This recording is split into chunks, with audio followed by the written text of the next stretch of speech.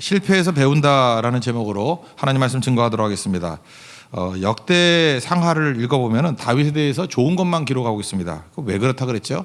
그게 역대기적 시각이라 그러는데 하나님의 압도적인 은혜가 있으니까 과거의 죄악이라든지 과거의 고난은 다 잊어버렸다. 그래서 다윗이 기준이고 이렇게 좋은 것만 쭉 기록된 게 역대기적 시각이다 이렇게 얘기를 했습니다. 그래서 역대기를 보면 열왕기 상하에 있는 사무엘 상하, 열왕기 상하에 있는 밧세바의 범죄라든지 또는 살인, 인구조사 이렇게 잘못된 것들이 다 생략되어 있습니다. 그래서 역대기적 시각이 이런 거구나 이렇게 알 수 있는데 오늘은 그 역대기적 시각하고 이렇게 충돌하는 얘기가 나오잖아요. 다윗의 실패가 나옵니다. 제가 보기로는 유일한 실패예요. 역대기에서 다윗에 대해서 실패를 말하는 유일한 사건이라는 것입니다. 근데 왜 이렇게 취지에 맞지 않게 이런 본문이 들어갔나? 그러니까 성경을 볼 때 이렇게 생각하면 됩니다. 그 본문의 노출 빈도 많이 써 있으면 중요한 거예요. 반복이 많이 되거나 그러면 중요한 거예요. 그래서 반복을 쉽게 무시하지 마십시오. 또 하나 중요한 게 뭐냐면 이렇게 특이한 거, 이게 어떤 시각이 있는데 특이한 게 나오죠. 그럼 그 메시지라는 거예요. 그게 중요하다는 거예요. 그러니까 이 언약궤를 옮길 때 베레스 우사, 그래서 우사가 죽었다, 충돌했다. 그 사건은 그래서 의미가 있는 것입니다. 그러니까 이게 의미 있는 실패라는 거예요. 이 실패는 반드시 배워야 될 거기 때문에 메시지이기 때문에 붙들어야 된다라는 것입니다. 그러면 이 사건에서 왜 실패했는지 우리 오늘 꼭 배워야겠죠. 실패 이유는 첫 번째는 잘못된 의도의 순수성이 없다라는 거예요. 1절, 2절, 3절, 4절, 4절까지 한번 다 같이 읽겠습니다. 시작.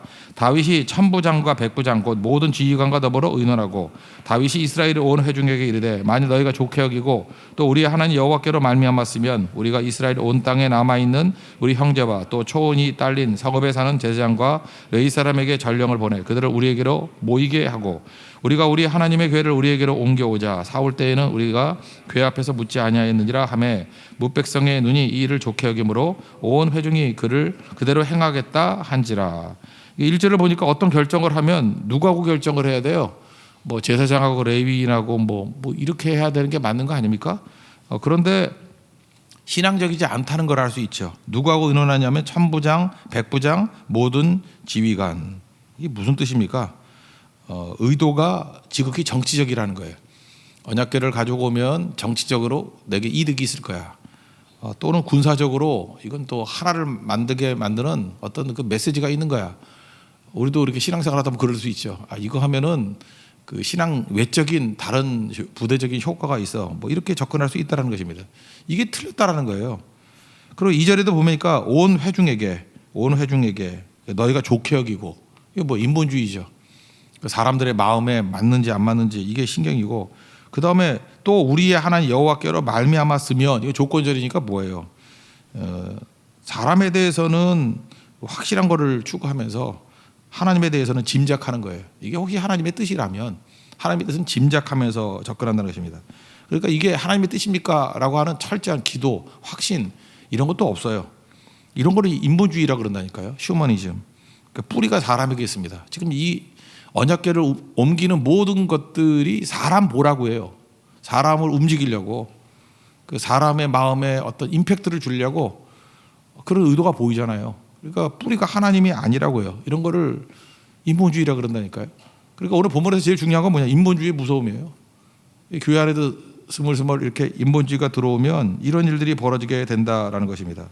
거기다가 3절에 보니까 사울 때에는 궤 앞에서 묻지 않았대요.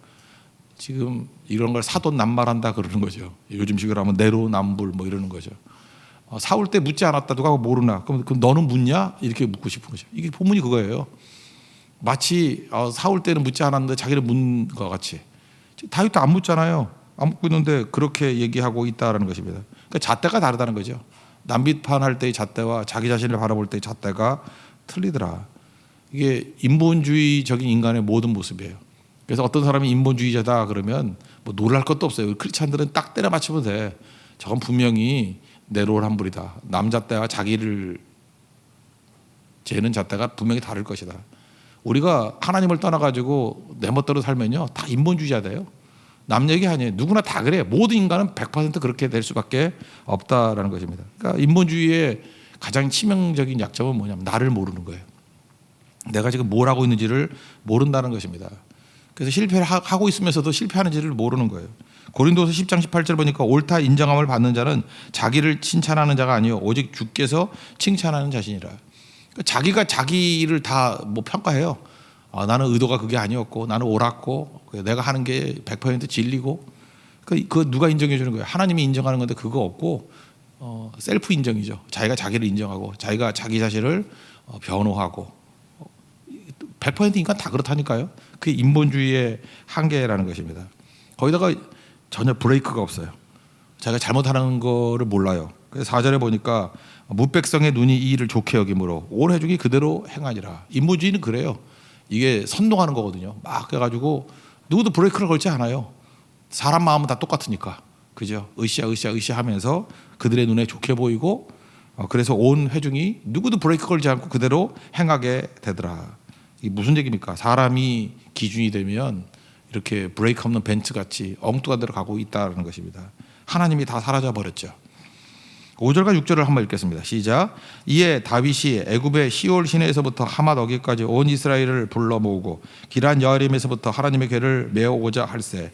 다윗이 온 이스라엘을 거느리고 바알라곳 유대에 속한 기한 여아림에 올라가서 여호와 하나님의 궤를 메어오려 하니 이는 여호와께서 그 두 그룹 사이에 계심으로 그러한 이름으로 일컬음을 받았더라. 5절에 보니까 이스라엘의 국토가 최고로 넓다라는 얘기예요. 그래서 애굽의 시올 시내 그리고 나중에는 하맛 어기까지 이스라엘 영토가 가장 클 때거든요. 다윗 때. 그러니까 광개토 대항 그럴 때 우리는 만주까지도 우리 땅이고 막 그러잖아요. 그죠? 더 넓은 땅. 뭐 만주가 어디까지인지 모르지만 또 어마어마하게 넓은 땅. 그게 이스라엘의 땅이었다. 제일 작을 때를 묘사할 때는 단에서부터 부엘세바예요. 북쪽에 단지파 있는데 거기서부터 시작해서 그 라이스라 그런 곳을 이름 바꿨죠. 단이라고. 라이스 단에서부터 밑에 부엘세바까지. 근데 부엘세바 밑에 뭐가 있어요? 네게브 사막이 있죠. 그거를 쭉 넘어가가지고 애굽의 국경지대에 있는 데까지. 거기가 시올 시내래요. 거기서부터 하맛 어기까지. 이건 거의 유프라테스 강 위쪽까지거든요. 그러니까 굉장히 넓은 땅을 차지하게 되었다. 이게 무슨 뜻입니까? 전성기라는 거예요. 내가 얼마나 강력한지를 아느냐라고 하는 인간에 대한 찬양. 그래서 여기서 하나님이 없어요. 쭉 보면 하나님이 하나도 없는데 지금 하는 행동은 하나님을 영광 돌린다고 하는 행동이라고 해요. 언약궤를 갖고 오는 건데. 그러니까 내용은 하나님인데 본질은 인간 찬양이에요. 이게 다윗의 실패에서 우리가 다시 곱씹어 봐야 될 내용이라는 것입니다. 그러니까 잘못된 의도, 이게 이렇게 무섭다라는 것입니다. 실패의 두 번째 이유는 똑같은 얘기일 수도 있는데 말씀을 저버리고 말씀을 무시했기 때문에 그래요. 인본주의는 어디서 오는 거냐? 그걸 보여주는 거죠. 말씀을 저버릴 때 우리는 다 인본주의로 빠질 수밖에 없다. 실패의 이유 두 번째는 말씀을 저버렸기 때문에, 말씀을 무시했기 때문에. 여기 6절에 보면 하나님 언약궤를 메어 온다 이런 얘기 나오죠. 메어 온다. 그런데 7절에 보면 실제로 어떻게 행동을 합니까? 7절, 8절 읽겠습니다. 시작. 하나님의 궤를 새 수레에 싣고 아비나답의 집으로 나오는데 우사와 아이오는 수레를 몰며 다윗과 이스라엘 온 무리는 하나님 앞에서 힘을 다하여 뛰놀며 노래하며 수금과 비파와 소고와 재금과 나팔로 연주하니라. 그러니까 적어도 이 레위인들은 다 알거든요. 하나님의 언약궤는 이 수레에 실으면 안 되고 이렇게 고리를 만들어 놓고 막대기를 끼워가지고 메고 다니는 거예요. 메고 다니는 거. 하나님께 그렇게 명령하셨거든요. 민수기 4장 15절을 읽어드리겠습니다. 진영을 떠날 때 아론과 그의 아들들이 성소와 성소의 모든 기구 덮는 일을 마치거든 고핫 자손이 와서 맬 것이요. 그러니까 하나님의 언약궤는 반드시 고핫 자손이 해야 돼요. 그리고 또 고핫 자손이 매야 돼요. 성경이 명확히 나오거든요. 그러나 성물은 만지지 말라. 만져서도 안 되고 그들이 죽으리라. 만지지 못하니까 막대기로 이렇게 고리 만들어서 꿰는 거예요. 손대지 말라. 세 가지죠. 고핫 자손이 매라, 성물에는 손대지 말라. 이 세 가지예요. 안 하면은 죽는다. 죽으리라. 그들이 죽으리라. 회막 물건이 와서 이것들을 고핫 자손이 맬 것이요. 또 반복을 합니다. 그러니까 이거는 반복적으로 다 알고 있다고요. 레위인들도 알고 있고 이스라엘 백성도 다 알고 있다고요. 근데 이게 정신 나간 거죠. 인간에 대한 찬미, 우리가 얼마나 대단한지 아느냐. 말씀이 희미해지는 거예요. 알고 있던 것도 잊어버리게 되더라는 것입니다. 그래서 새수레에 끌고 왔어요. 이방 종교들은 다 이렇게 매거든요. 새수레를 끌고 오거든요. 그걸 따라가게 되었다는 것입니다. 근데 여기 보세요. 지금 축제 분위기에 빠져 있는데 정작 하나님의 언약궤에 대해서는 관심이 없어요. 또 하나 심각한 게 뭐죠? 누구 하나 그렇게 하는 거 잘못된 일입니다라고 말하는 사람이 없더라는 거예요. 레위인들은 알잖아요. 민수기 4장 15절. 이거 뭐 맨날 행했던 일이고 또 하나님 말씀이라는 거 아는 사람이 지천에 깔려 있다고요. 동시에 다 잊어버린 거예요. 흥분 때문을 통해 가지고 하나님 말씀 이거 뭐고 뭐 필요했냐. 지금 너무 잘 되니까 싹 잊어버리고 하나도 이거 아닙니다라고 하는 디바인 노우 하는 사람이 없더라는 것입니다. 기록된 말씀 붙들고 이거 아닙니다 이렇게 외치는 사람이 없더라는 거예요. 이게 더 무서운 거죠. 그러니까 이 당시에 분위기 아시겠어요? 너무나 열광적이고 너무나 좋으니까 누구 하나 감히 이 군중심리 때문에 하나님 말씀은 그게 아니요라고 들고 나올 사람이 없는 거예요. 그러다 맞아 죽을까 봐. 그러니까 뭐예요? 말씀이 다 사라져 버리고 민심이 기준이 된 거예요. 민심이. 지금도 잘 보세요. 이게 보면은 이스라엘 민족이나 우리 민족하고 좀 기질이 좀 비슷한 것 같아요. 그죠? 뭐 그렇게 민심으로 뭐 안 된다면 돌로 쳐 죽인다 그러고 뭐 그런 거 많잖아요. 그죠? 제정신을 잃어버려요. 이스라엘 사람들도 이렇게 합리적인 민족만은 아니에요. 이렇게 읽어보세요. 그냥 자기들도 맨날 뭘 한지도 모르고 그런 행동들 하잖아요. 그때마다 우리가 붙들어야 게 뭐냐면 한 사람의 중요성이에요. 예를 들어서 어떤 8명이 뭐 밥을 먹고 있는데 다 이렇게 잘못된 남 욕이나 하고 부정적인 얘기하고 불신앙적인 얘기를 해요. 그거 그 자리에 앉아있는 사람도 다 책임이 있습니다. 왜냐하면 한 사람만 지금 우리가 지금 이렇게 하는 거 아닙니다.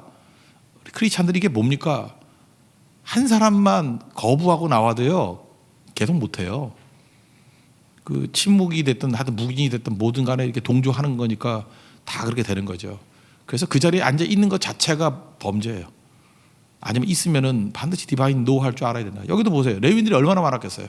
이거 아닙니다 하고 하는 디바인 노 하는 사람들이 나와야 되는데 그게 없었다. 이게 메시지예요. 이 정도로 뭐 이거 타락이죠. 하나님 말씀이 사라지고 그 인간의 영광, 인본주의, 민심 이런 것들이 그들을 지배하고 있더라. 하나님의 개입이죠. 하나님 개입하자 뭐예요? 기준이 인간에서 하나님으로, 민심에서 하나님의 뜻으로. 그게 어떤 방식으로 가요? 죽음을 통해서. 이 베레스 우사라 그러는데 우사는 이름이에요. 사람 이름. 아비나답의 손자거든요. 아비나답 제사장의 손자. 아이오하고 손자예요. 손자. 아들 다음에 손자. 그러니까 제사장 가문이에요. 손자고 그 다음에 그 우사라는 이름 뜻이 힘이에요. 힘. 뜻이 파워. 그 베레스가 친다라는 뜻이 있고 충돌하다는 뜻이 있어요. 그러니까 우사를 치다, 우사와 충돌하다. 그러니까 우사라는 놈을 이렇게 쳐서 없애버린다 이런 뜻이 있어요. 그러니까 우사가 힘이죠. 힘이 뭐예요? 그러니까 이름을 뜻으로 인용한다 그러면 자기 자신의 힘을 드러내는 것을 하나님이 쳐버리신다는 거예요. 교만함을 쳐버린다는 거예요. 조절되지 않는 힘을 쳐버린다는 거예요. 우리 안에도 내 안에 우사가 있어요. 우사가 뭐냐? 힘이거든요. 내 힘, my power. 그게 우리를 망치는 거예요. 내 힘으로 하겠다. 내 능력을 하겠다. 그때 하나님께서 베레스 우사 너의 힘을 치겠다. 너희 조절되지 않는 힘을 박살내겠다. 그래서 하나님이 기준이 되고 하나님의 뜻이 세워지는 거. 그게 교회고 그게 성도예요. 이게 은혜라고요. 다윗도 이랬다는 거예요. 다윗도. 우리가 아니라고 말할 수 없는 거죠. 무엇이 영광이고 무엇이 능력인지 알라는 거죠. 우리 인생 가운데 항상 잠깐만 이 자아가 드러나고 내 힘이 드러나고 인간의 영광이 드러나고 민심이 드러나고 이럴 때마다 하나님 앞에 써놔야 돼요. 베레스 우사. 그 힘을 치신다예요. 하나님께서 인간의 힘, 영광을 치신다. 그래서 하나님만이 기준이 되게 만드신다. 9절부터 11절까지 읽겠습니다. 시작. 기돈의 타작마당에 이르러서는 소들이 뛰므로 우사가 손을 펴서 궤를 붙들었더니 우사가 손을 펴서 궤를 붙들므로 말미암아 여호와께서 진노하사 치심에 그가 거기 하나님 앞에서 죽으니라. 여호와께서 우사의 몸을 찢으셨으므로 다윗이 도하여 그곳을 베레스 우사라 부르니 그 이름이 오늘까지 이르니라. 그 지명이 돼버려서 베레스 우사. 하나님께서 우사를 치셨다. 이 우사와 충돌하셨다. 여기는 해석을 했죠. 치셨다. 우사가 힘이거든요. 인간의 힘을 치셨다. 이게 뭐 야곱으로 친다 그러면 그 환도뼈죠. 자기 자신의 힘이라 그런 걸 쳐버리셨다. 그게 베레스 우사예요. 그리고 하나님만 의지하게 되는 거죠. 하나님이 기준이 되는 인생. 이거는 뭐 야곱만 있는 게 아니고 다윗에게도 있었고 우리에게도 있는 문제라는 것입니다. 9절 보니까 타작마당이에요. 타작마당이 어떻게 평평하죠? 타작마당이 울퉁불퉁할 리는 없잖아요.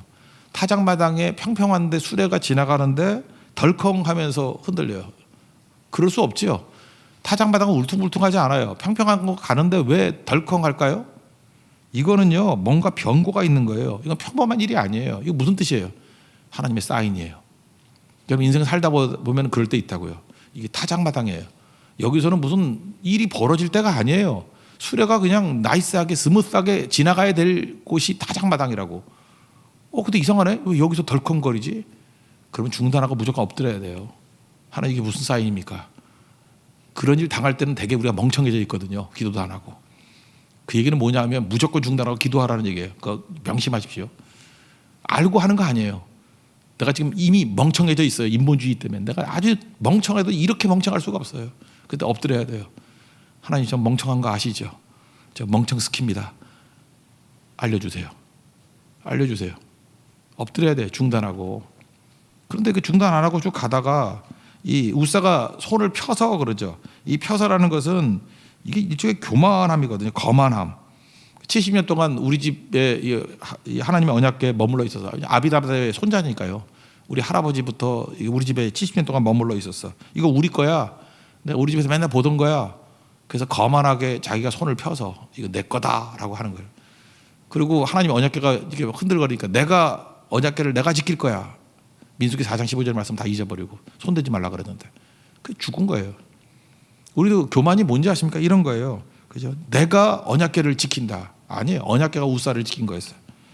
우리 예배, 기도, 선교. 내가 예배를 지킨다 이렇게 생각하는 사람이 있죠. 나는 예배를 꼭 지켜. 아니에요. 예배가 여러분을 지키고 있는 거예요. 내가 기도 생활만은 꼭 지킬 거야. 아니에요. 기도가 나를 지키는 거예요. 내가 얼마나 열심히 선교하는지 알아. 선교 그랜드슬램이야. 다 갔어. 나는 선교만은 내가 꼭 지켜야 돼. 내가 선교 지키는 게 아니에요. 선교 다니면서 선교하는 그것이 나를 지키는 거예요. 이 잘못된 거죠. 기준이 잘못되면 이렇게 된다니까요, 사람이. 베레스 우사 이게 무슨 뜻입니까? 우사가 내가 하나님을 위해서 지킨다라고 할 때 바뀐다는 거예요. 기준 바꾸는 거예요.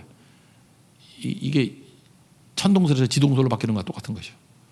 네가 기준 아니야. 하나님이 기준이야. 죽음을 통해서.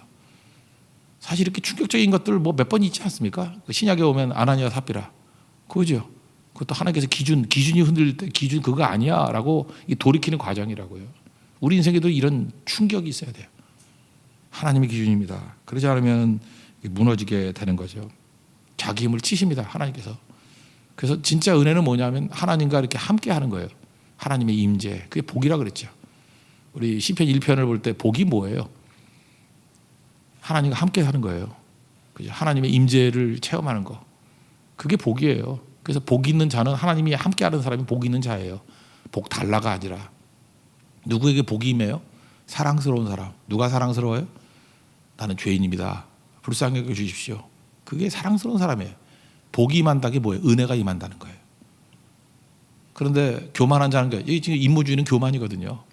내가 한다. 내가 지킨다. 내가 치는 거죠. 하나님이. 그게 악인이고 그게 죄인이고 그게 오만한 자예요. 그 안에 에고가 있어요. 헛된 일이에요. 아무것도 되는 일이 없어요. 그런데 한번 보세요. 여기 이제 오베데돔의 집에 가는데 이것도 한번 읽어볼까요? 13절 14절 읽겠습니다. 시작. 다윗이 궤를 옮겨 자기가 있는 다윗성으로 메어들이지 못하고 그 대신 가드 사람 오베데돔의 집으로 메어 가니라. 하나님의 궤가 오베데돔의 집에서 그의 가족과 함께 석 달을 있으니라. 여호와께서 오베데돔의 집과 그의 모든 소유에 복을 내리셨더라. 이 사실은 뭐 오베데돔도 섬찟하지 않겠어요? 지금 일단 사람들 뭐 엄청 모였는데 사람이 죽었어요. 분위기 찬물을 끼얹는 거죠. 아마도 사람들이 수근수근하면서 흩어졌을 거예요. 다윗의 마음도 찜찜한 거예요. 불편한 거예요. 이 정치도 의도로 뭘 하려고 그랬더니 정치도 의도가 산산조각이란 거죠.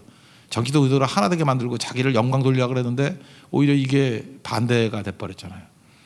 그래서 찝찝하니까 그 오베데돔의 집, 이거 명령이겠죠. 다윗이 니네 집에 갖다 놔. 그래도 불평하지 않고 영접했어요. 수용했다고. 그때 오베데돔의 마음은 어땠을까요? 그죠? 두려움이 있었을 거라고. 죽은 거 봤잖아요. 이거 함부로 하다 우리도 다 죽겠구나. 그래서 아마 찾아봤겠죠. 찾아보니까 뭐예요? 메어 같다라는 얘기가 나오죠. 13절 하반절에 가드 사람 오베데돔의 집으로 메어 가니라. 아, 하나님 말씀해 보니까 메어 가는구나. 손대면 안 되는 거구나. 그리고 하나님을 경외하는 마음으로 하나님 나를 불쌍히 여겨 주십시오. 나는 죄인입니다. 그랬겠죠. 그랬더니 사랑스러워지니까 하나님께서 그의 가정에 복을 주셨어요. 집에 복을 주시고 모든 소유에 복을 주셨어요. 이건 뭐 계속 반복되는 얘기죠. 교만한 자를 대적하시되 겸손한 자에게 은혜를 주시느니라. 은혜가 뭐예요? 구약에는 복을 주시느니라. 신약에는 은혜를 주시느니라. 그래서 승리하게 되었다는 것입니다. 오늘 이 본문 이거 뭐 어렵지 않아요. 되게 쉬워요. 승승장구하는 다윗, 하나님의 뜻대로 살았다 그러는 다윗. 어느 순간인가 이렇게 붕 떠서 하나님의 축복과 은혜를 받으니까 이게 인본주의를 가더라는 거예요. 지금도 잘 되는데 이 민심을 하나로 만들면 얼마나 더 잘 될까. 그러면서 하나님의 종들하고는 의논 안 하고 천부장, 백부장, 지휘관들과 의논해서 정치적 의논으로 사용하려고 그러고 인간의 영광 받으려고 그러고 그리고 그걸 다루는 우사도 지멋대로 하고 흥분되면 이 분위기가 너무 좋거든요. 그때 무너지는 거예요. 우리 교회도 마찬가지입니다. 이게 뭐 분위기가 너무 좋고 뭐 잘 된다 잘 된다 그때 되게 위험해요. 그때 하나님이 기준이 되고 하나님만이 높여지지 않는다 그러면은 우리도 그 힘을 하나님이 치실 거예요. 베레스 우사는 사람이자 또 파워예요. 파워를 치신다. 언제나 교회가 은혜가 넘쳐나는 교회가 되기 위해서는 사랑스러운 교회가 돼야 돼요. 사람도 마찬가지예요. 힘 있는 사람 되지 말고요. 사랑스러운 사람 돼야 돼요. 누가 사랑스러워요? 자, 의사 선생님 얘기했죠. 나는 아무것도 모릅니다. 나를 불쌍히 여겨주세요. 나는 병자입니다. 나는 죄인입니다. 나를 살려주세요. 그게 사랑스러운 병자잖아요. 사랑스러운 죄인이잖아요. 그때의 은혜가 임해요. 항상 은혜가 임하는 얘기잖아요. 용서하면 은혜가 임한다. 겸손하면 은혜가 임한다. 축복할 때 은혜가 임한다. 언제나 이거 우리 가슴에 새기고 이런 실패 반복하지 않는 우리 거룩한 하나님의 종되기를 축원합니다. 자리에서 일어나겠습니다. 내일 일은 안 몰라요. 1절만 찬양하겠습니다.